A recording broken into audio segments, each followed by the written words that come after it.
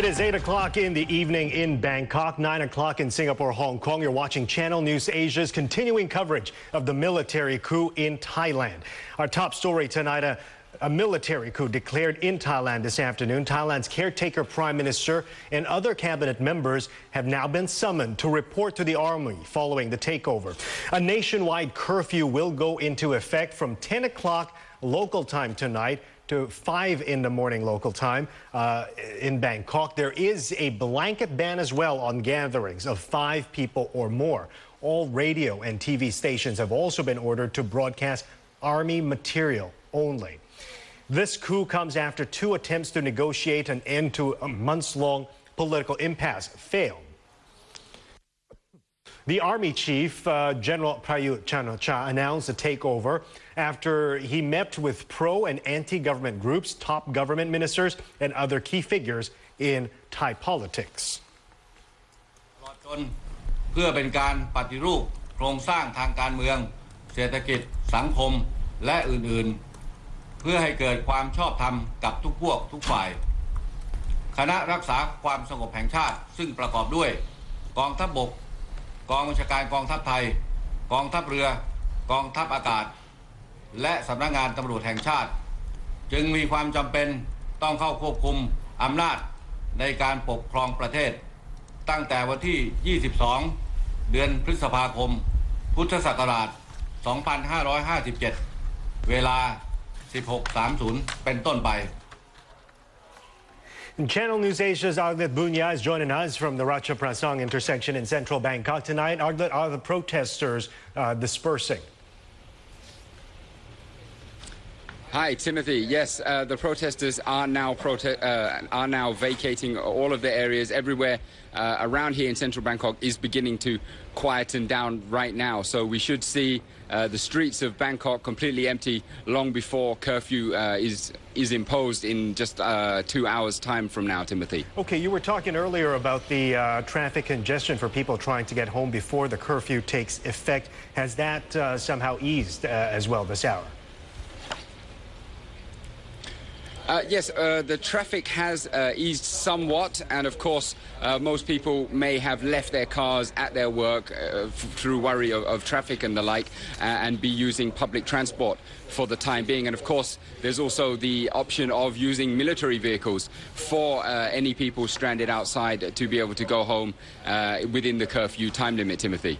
Okay, we were reporting the army is calling on the caretaker prime minister and the cabinet, summoned them for a meeting tonight. Have you heard any developments on that front? Have they said they were going to show up, or are they defying this summon? Well, Timothy, I've been in talks with one of the prominent red shirt leaders called Goti, and he's informed me that right now the caretaker prime minister, Niwat Thamrong, is actually stationed at the American embassy and is currently planning on setting up, as you asked me earlier, a government in exile. There should be an announcement on this coming up very soon. So it's very unlikely that Niwat Thamrong, the acting caretaker prime minister, will be turning himself over to the military anytime soon, Timothy. All right, Arlet will let you go and give us to get more updates for us tonight. Also joining us is Dr. Pawin Chachawan Pongpan, Associate Professor at the Center for Southeast Asian Studies in Kyoto University. He is in Taipei tonight, no doubt watching the developments very close in Bangkok. Dr. Pawin, you had expected this coup to take place. Did it happen sooner than what you thought, when you thought it would? Well, I said this 2 days ago that the martial law would pave the way for a full-scale military coup. How correct I was. So in fact, I did expect it, and I think that it could be coming, if not sooner. I think this has been a plot of the military working so closely with the anti-government forces since, in fact, November 2013. To the point that the anti-government protester tried so hard to create the situation of ungovernability, and eventually the military took control of the situation right now. Okay, learning from previous experience in the last coup in 2006, what will happen next in Bangkok in the next couple of hours? So I think the history will repeat itself. I think in the next few hours, there could be some kind of, setting up perhaps interim military government, and then the next step would be for the military to seek and appoint a prime minister. But I think this time it will not be that easy. And I think something quite strange happening. By this time, I think the coup maker should seek an audience with the king in order to get an endorsement from the Thai king. But it had not happened yet. At the same time, there is another development which is so interesting. The caretaker prime minister, Kuniwat Thamrong, is now seeking refuge in the American embassy. And I was told that he is trying to set up an exile government inside the American embassy. So things could turn very, complicated, from this point onward. Okay, when we talk about this government in exile, Dr. Pavin, what exactly can this government do? Well, it's very difficult to predict what's going to happen next. Especially, I'm not sure whether seeking refuge in the American embassy would be beneficial to the outgoing government itself, because we know that even the United States has had a close relationship with the military, with the monarchy. I think there might not be a lot to do, especially in reaching out to the outside world. But I think if there would be anything, it could be a symbolism that go against yet another military coup. All right. The U.S. is expected to make a statement as well on this. America being very pro-democracy on things like this. How are you expecting the White House or the State Department to respond to this latest coup? Are you really serious about the American being so pro-democracy? I am not so sure about it. Well, yes, okay, we are expecting that the U.S. could come out with a statement. I'm not sure whether there would be anything exciting about it, apart from, the usual stuff like the U.S. may want Thailand to seek a peaceful solution and return power to the people.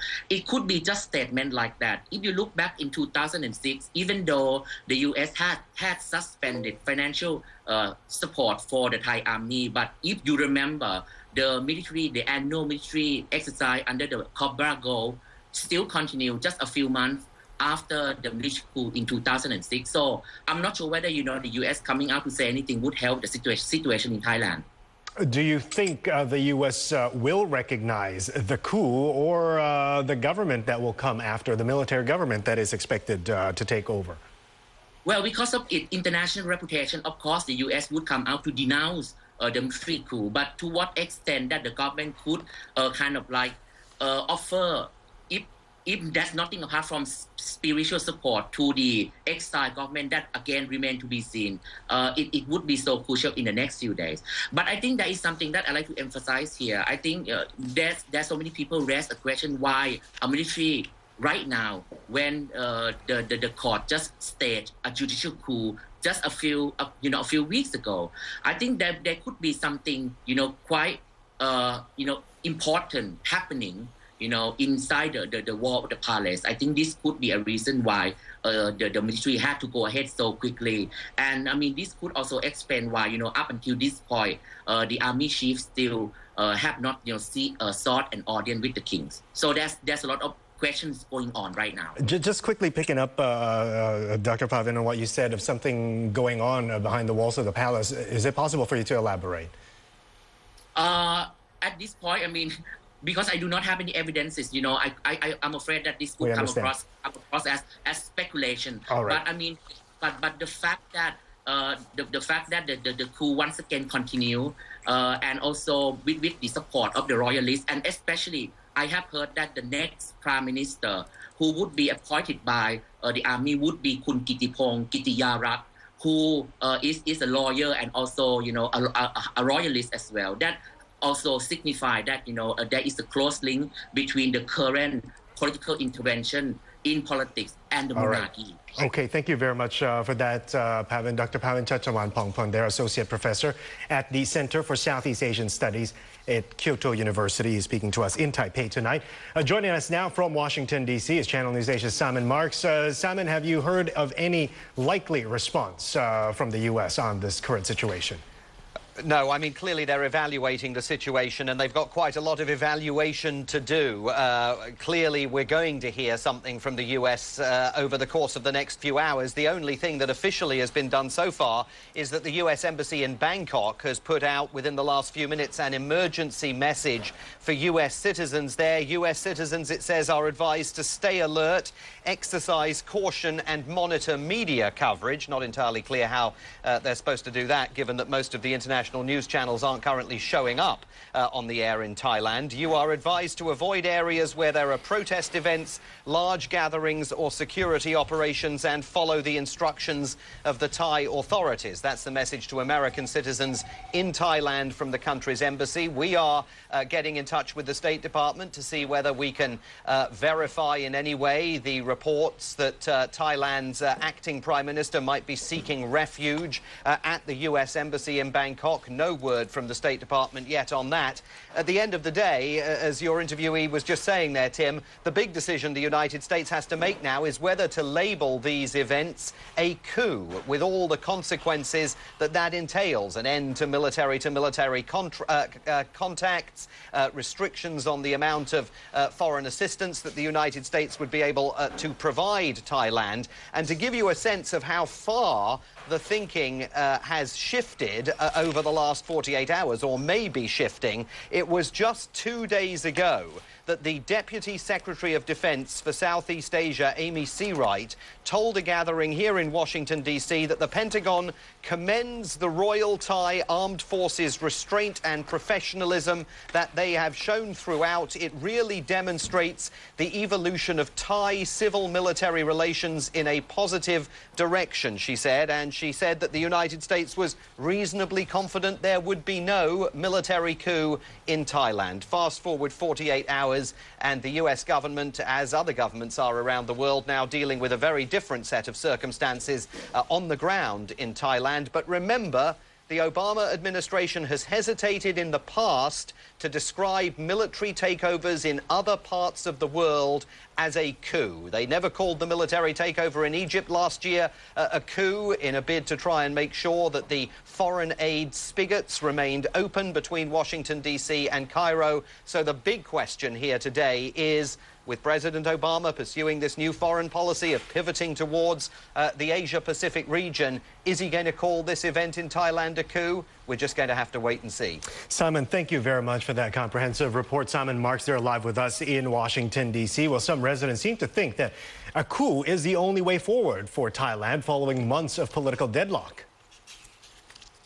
อ๋อดีครับผมถูกใจเลยครับถูกใจคนส่วนใหญ่ครับก็เพราะรัฐบาลนี่มันโกงประเทศนะปล้นประเทศชาติไปไม่รู้เท่าไหร่แล้วผมว่าความคิดของผมว่ามันในสถานการณ์ช่วงนี้ออกมาก็ถูกต้องอยู่เพราะว่าถ้าไม่ออกมาช่วงนี้ทางฝ่ายนู้นก็ทางฝ่ายทางทักษิณเขาก็ประกาศว่าเขาก็ลุยแล้วเพราะฉะนั้นสถานการณ์ช่วงนี้ที่ออกมาก็ถูกต้องก็เห็นด้วย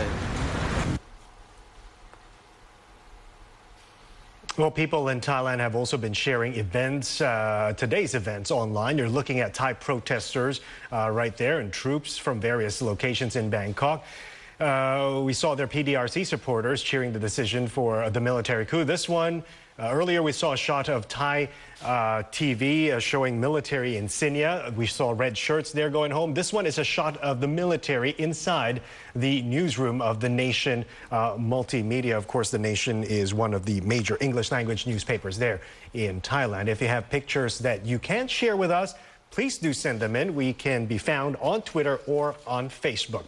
We will have more on our continuing coverage of the events in Thailand tonight, so keep it right here on Channel News Asia.